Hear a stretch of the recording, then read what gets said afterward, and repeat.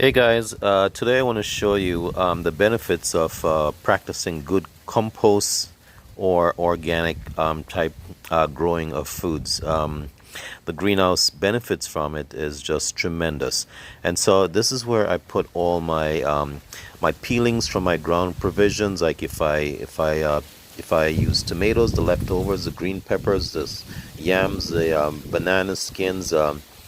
Apples, core, all that stuff. I put all of that here, and it puts back some strong, good nutrients like nitrogen back into the soil.